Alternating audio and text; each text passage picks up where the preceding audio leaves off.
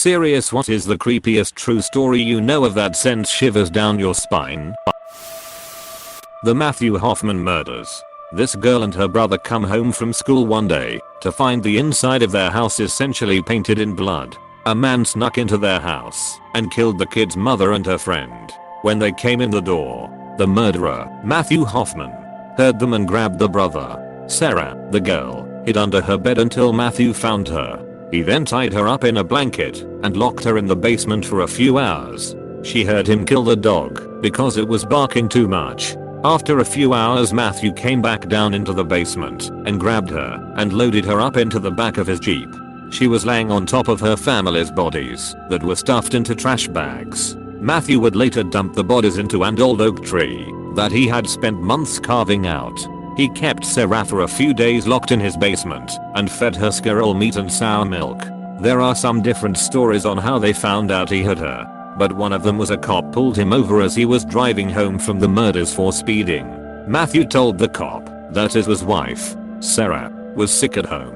The craziest thing out of this whole incident to me is that they found the bodies in that tree less than a mile from my wife's house. That's about 30 miles from the murders. Anyways, they found the girl and the bodies and the guy went to jail for the rest of his life. A few years ago, my sister's friend was at a party in an apartment on the 4th floor of a building with people in their late teens/early 20s. There was that one guy who was really high on hard drugs, mushrooms etc. At some point really late at night the guy disappears and people start to notice he hasn't been seen in a while. They discover the bathroom window wide open and decide to look at the street below, just in case. Turns out the guy was hallucinating and thought he could fly or something.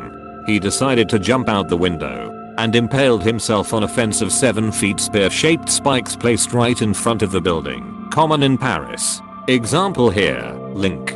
lartnauvo.com/paris06/écoles_lycée/montaigne/actual/1ic_mont5 JPG. The spikes pierced his body vertically from the back, one below his throat, one through his chest, one through his stomach, one through his leg. A neighbor who was randomly walking his dog noticed him agonizing and was supporting his mangled body, still on the spikes, as well as he could, so that the guy's weight wouldn't make him sink further into the triangle-shaped spikes, opening his wounds even more. Luckily, no vital organ was touched, and the guy survived. The following is a story I shared before in an AskReddit about scary situations. It happened to me many years ago, yet I still get shivers thinking about what could have happened.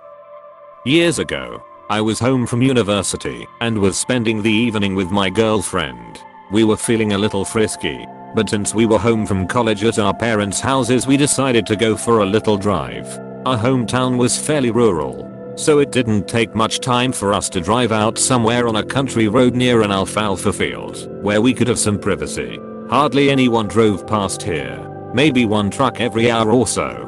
So the engine is off, the lights are off, and our seats are reclined. My car was small, so there wasn't any room to get in the back and really go at it. But tenderness is tenderness, whether there's a stick shift between you or not. But that night, I'm glad I had to stay in the driver's seat. Just as things begin to get real heated, I see some headlights in the rearview mirror coming up the road. That's not a big deal, so I toned down the action a bit waiting for it to pass. But as the truck got closer, its headlights suddenly went dark. My girlfriend wasn't totally aware of it yet, but I pulled away a bit out of curiosity. Then I heard the coasting, gravelly crunch of a vehicle pulling off onto the gravel behind us. It was dark there, no street lights or anything to go by, but with what moon there was, I could barely make out the outline of a truck behind us. No cab lights, no running engine. I asked my girlfriend if her door was locked. This stopped her dead in her tracks. She said it was and asked why. I told her there was someone behind us, parked in the gravel. She immediately straightened herself up and I put my seat back up, never taking my eyes off my mirror. Then I saw the driver's side door to the truck open. The cab light still didn't turn on in the truck, and I never saw anyone get out. But that was my sign to nope out of there. I told my girlfriend we needed to leave now, which she real quietly replied, okay to. I started up the vehicle and, trying my best not to spin out in the gravel, Drove as fast as I could onto the road. We drove in silence for about 2 minutes, heading back towards town, when I noticed that I could not see the sky clearly behind the vehicle. We were being followed. The truck still did not turn on its headlights, but it was tailgating me very closely. I calmly informed my girlfriend that they were behind us, but that we had plenty of gas and we'd get back to town just fine. No big deal. She said okay in that little voice again and went silent, glancing back every so often.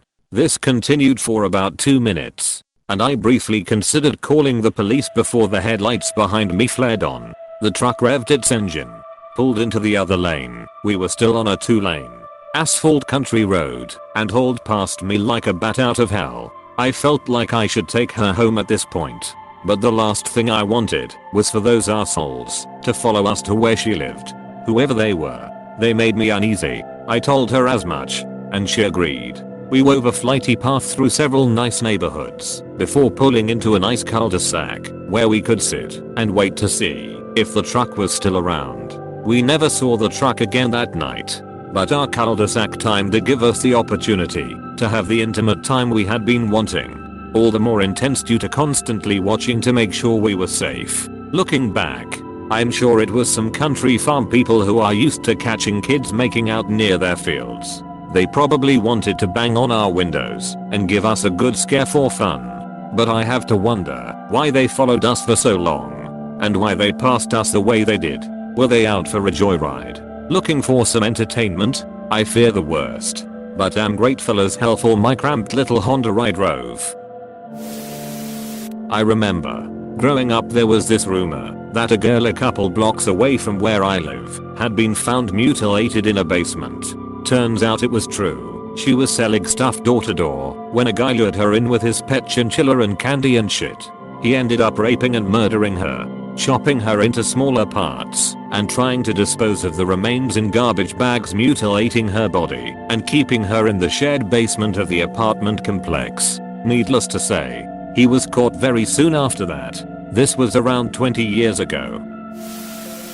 When I was about 9 years old, my brother who was 6, my baby sister, and I were all sleeping in one big bedroom. My father was sleeping in his, and my mother was out for her night shift at a restaurant. I thought I heard a shatter, but assumed it was my father who dropped a bunch of utensils in the kitchen. Then I heard some guys talking and I thought, what a weird time for my father's friends to come. Then I heard a guy open our bedroom door. Our eyes met, and I heard him say, "Whoops." I heard him scrambling downstairs and talk to some other guys. It was quiet again. My father woke up when my mother came back home and realized that our window had been shattered and our TV and bunch of random shit stolen. It's not as scary as some of the other stories here, but it gives me the chills because had my father gotten up and went downstairs, the robbers really could have hurt him. Or if they hadn't left before my mother came back, the same could have happened to her. I'm glad those guys found us first and left us alone. This was in Canada though, so they were probably only armed with hockey sticks, but those things hurt. Okay, so it was 2010. I remember this because I'd stayed up to watch the Stereophonics perform at the Vancouver Winter Olympics. It was roughly 3 AM in the morning and my parents were out. Only me, 16 at the time, and my brother Dan, 15 in the house. So it's late. 3 AM. Me and Dan are in the living room watching TV and playing Warrior Kings on the PC, waiting for the band to come on, when all of a sudden we both hear a crash come from the kitchen. We are kids at the time, in the UK, so I can't go fetch my 12 gauge or grab a Glock. We were freaked out and just looked at each other, knowing full well that there was nobody home but us two. So we both creep into the hallway and stand looking at the closed kitchen door, waiting to see if anyone comes out. That's when I whisper/whimper to Dan to go get the snooker cues or a weapon of some sort. After Dan sneaked off and returned with two snooker cues, we took a deep breath in and opened the kitchen door, not knowing what to expect, but thinking the worst. We throw the door wide open and just run straight into the room to see that there is absolutely nobody in there. The only strange thing is that the bin had been torn apart. Its lid was on the other side of the kitchen. The base was broken into and there was rubbish strewn out everywhere. We have no pets, no cat flaps. The doors and windows were locked, and the only two people in the house were sitting together in the same room. To this day I can't explain the happening that took place on the 20th February 2010, the night of the rabid rubbish receptacle. In college I lived with 3 roommates. Well, it was Thursday night of midterms and my one roommate and I were up late in our room studying, while the third one went out to drink because he was all done for the week. Well, around 3 in the morning I'm still in my room at my desk studying away when out of the corner of my eye I saw a figure in my doorway. Up to this point I had headphones on, so I couldn't hear anything. So I quickly ripped them off and turned towards the door, only to see my one roommate who was in his room studying all night. You think my nerves would be calmed at this point, but he just had this half confused / half scared look in his eyes. I ask him what's up, and he just responds with, "Look who is in our kitchen." So my nerves are still on full alert as I step out of my room into the kitchen, which was dimly lit due to college students not replacing the other 5 light bulbs that burnt out, and see someone facing away from us and leaning over our table. Initially I thought it was our third roommate just getting drunk and coming home from a long night out. But when I placed my hand on their shoulder and turned them around I realized I was wrong. Instead it was a older friend of ours, and right away I noticed the blood. Not only was there a pool of blood on the table, but also it was pouring out where his lip was once attached. I say that because it looked as if someone took his bottom lip, cut it from one side to the other and basically flipped it inside out. Seeing the way it dangled there was horrifying, and I immediately told the other roommate to grab some towels. At this point our friend has yet to say anything other than a few mumbles about falling, and is clearly out of it. When my roommate comes back with the towels and helps the friend cover the bleeding is when I actually had a chance to step back and observe the kitchen. There was no blood anywhere but on the kitchen table, and when I glanced at the kitchen table again that's when I noticed it.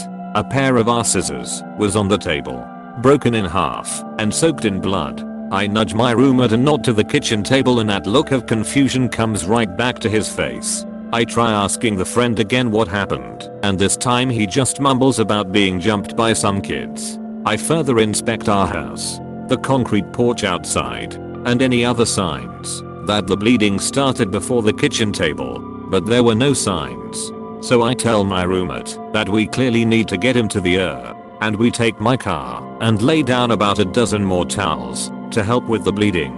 To add more mystery to this story, as we were walking into the ER waiting room, a group of 4 kids or so were nudging each other and pointing over to our friend while chuckling. At first I just waved it off to some random kids gawking at a kid with his lip hanging by a thread. Then they got up to leave, and as they were leaving they look over and say, "Hey, friend's main, you have a rough night." The way they said it gave me that sick feeling that they knew exactly what was wrong with him. And as they left all I could think to do was ask them if they saw him earlier. They all looked at each other for a moment before replying, "No, we've never seen that kid before in our lives," before turning around and quickly hopping in their friend's car that was parked outside. Seeing that it was 4 in the morning at this point, my brain didn't comprehend how weird of an encounter that was before they left. Anyway, we finally get him into a room and an officer comes in and tries interviewing him.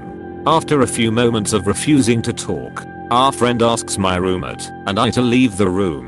After about 15 minutes the officer comes out and asks us for the details of the story. After going over everything, he confirms to us that our friend told him the same alternating stories as well and has no clue what happened.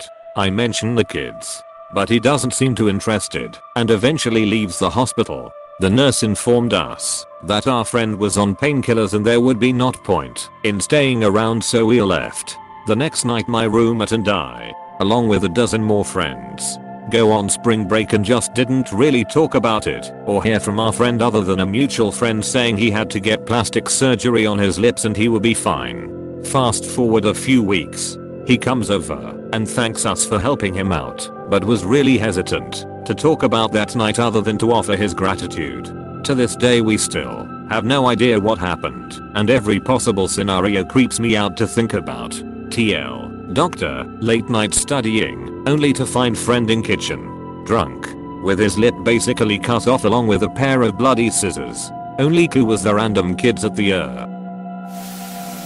Hey, Thanks for watching, and don't forget to subscribe.